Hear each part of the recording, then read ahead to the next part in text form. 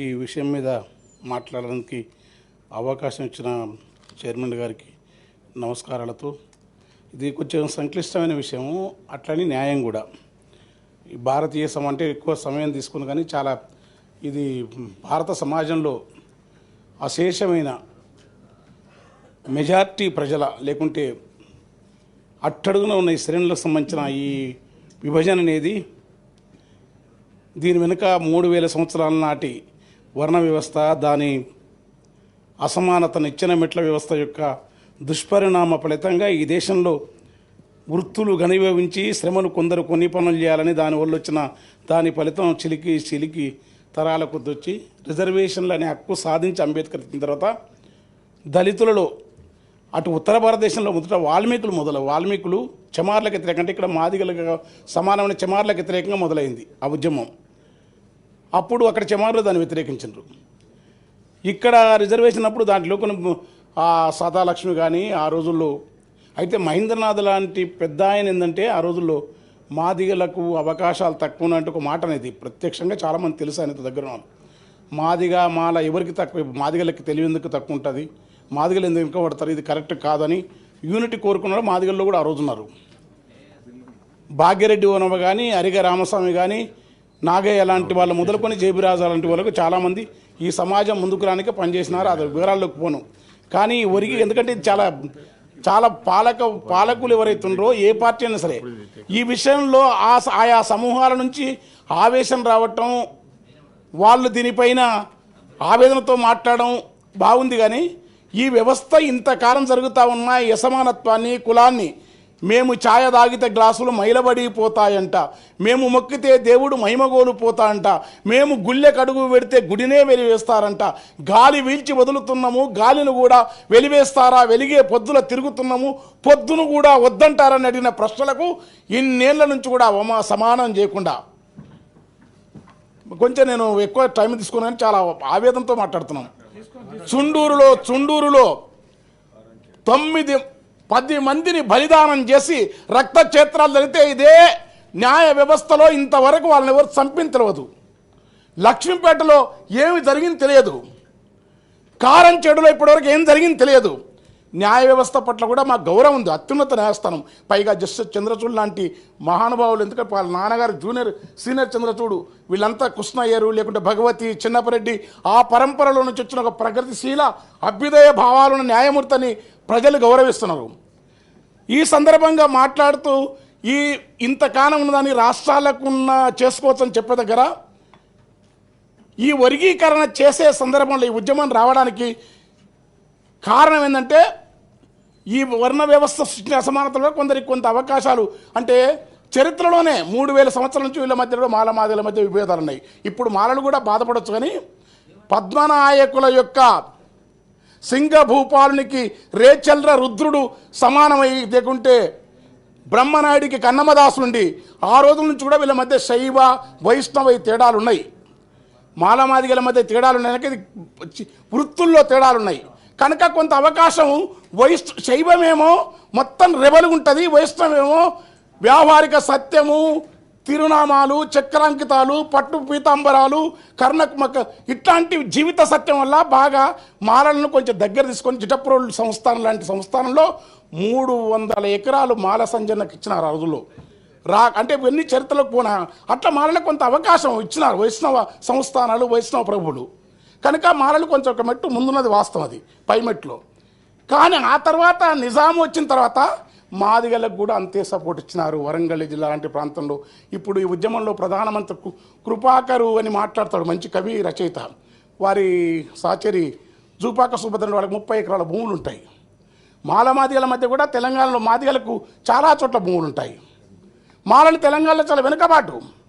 Creamy layer అని ఒక మాట వాడినది సుప్రీంకోర్టు. క్రిమిలేయర్ మాట సత్యం అది, ఎందుకంటే కులం అనేది అన్ని ప్రాంతాల్లో అన్ని అదే చెమరలు ఉత్తర భారతదేశంలో వర్గీకరణ వ్యతిరేకిస్తారు. ఇదే మాదిగలకు ఉత్తర కావాలంటారు. అక్కడ వేరే మాలలకు సంబంధించిన ఉత్తలాంటి వాళ్ళు కావాలంటారు.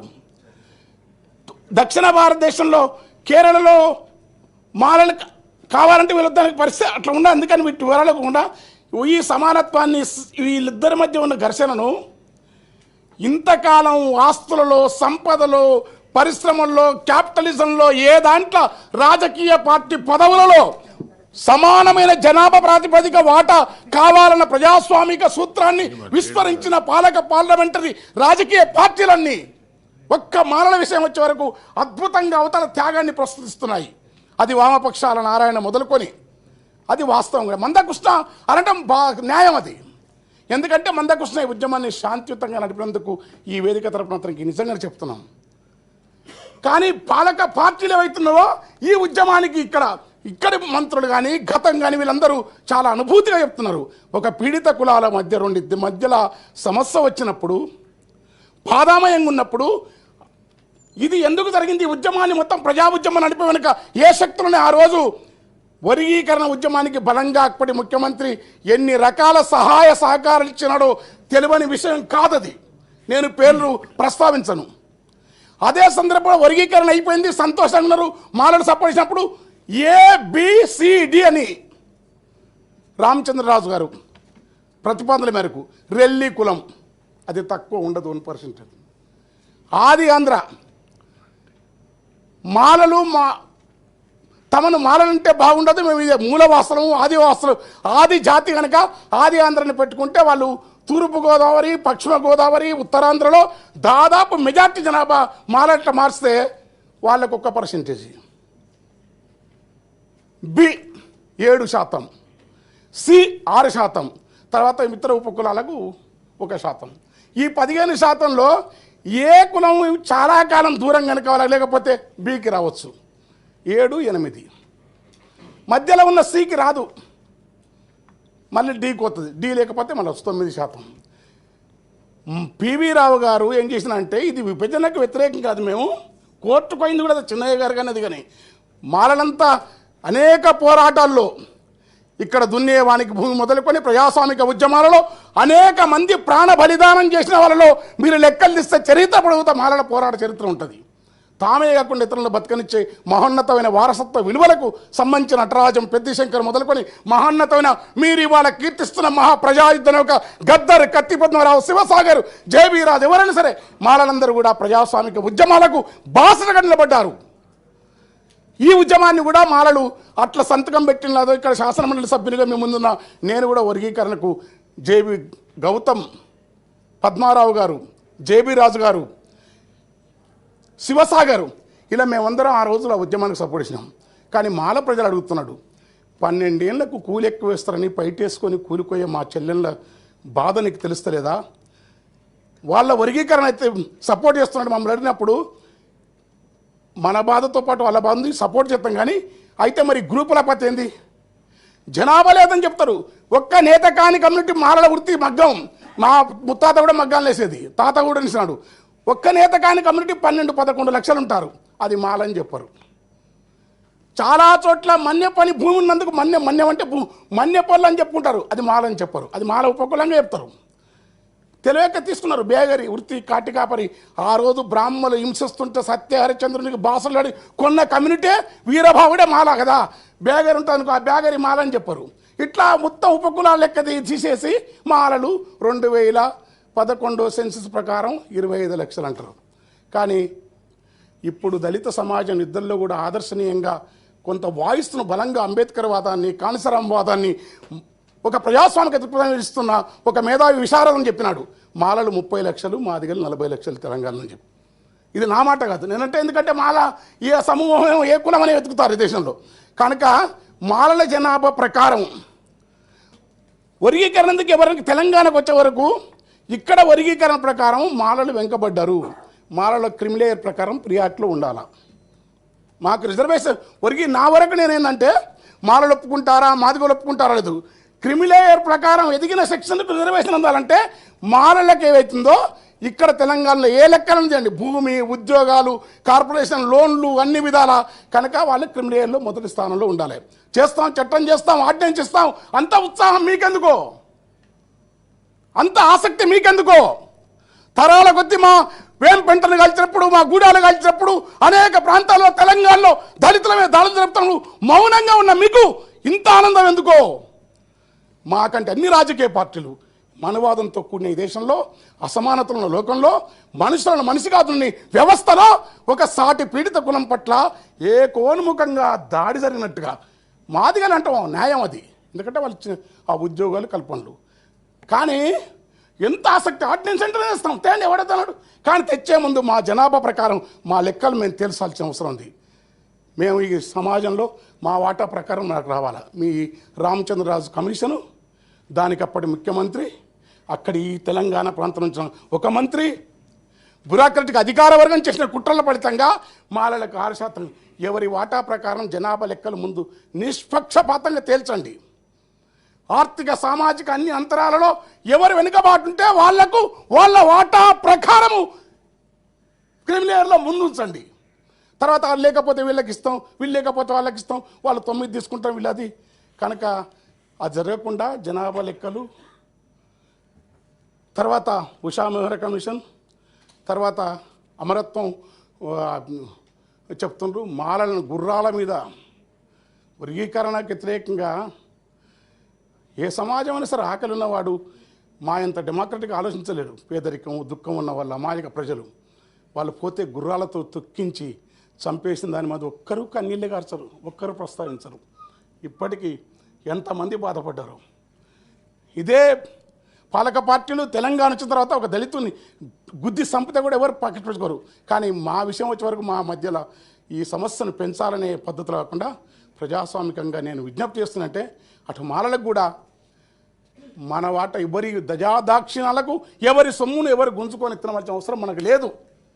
అది మనం తర్వాత నిజంగానే ఉద్యమాలు ఉంటే అలగాల్సింది మాలలు.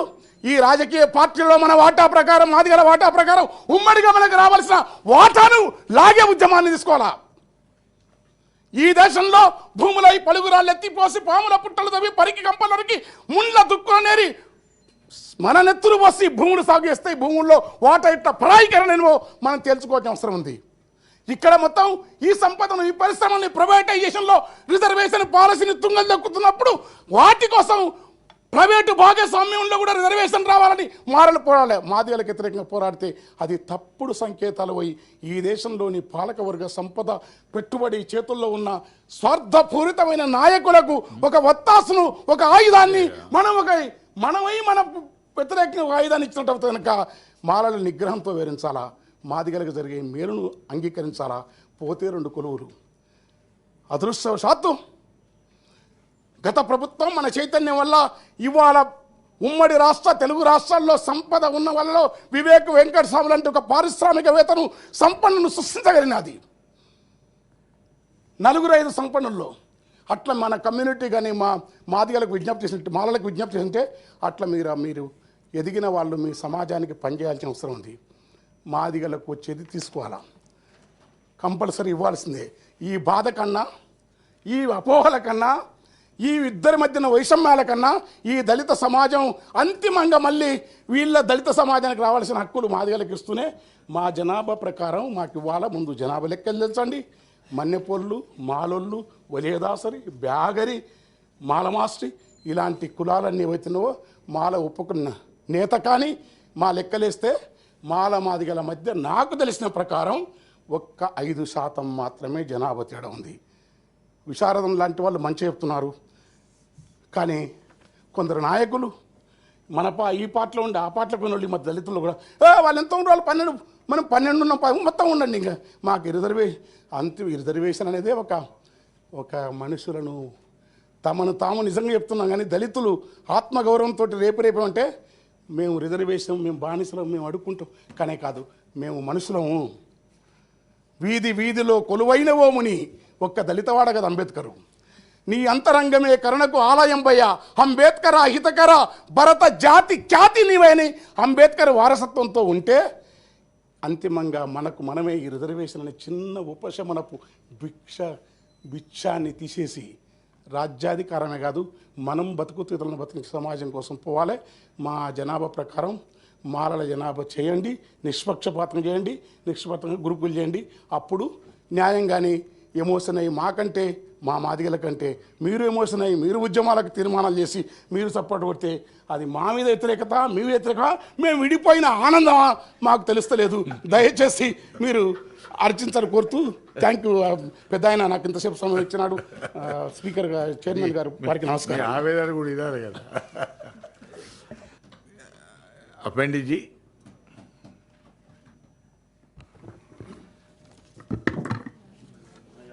Chairman sir, I thanks for giving me an opportunity to speak on the Youth India Skill University Bill. And as SC వర్గీకరణ కాదు కదా మాట్లాడేది. sir, ये एससी वर्गीकरण के ऊपर है, आपका नाम आया तो मैं बुलाया था. sir, कल जो supreme we court welcome the decision of the Honorable Supreme Court.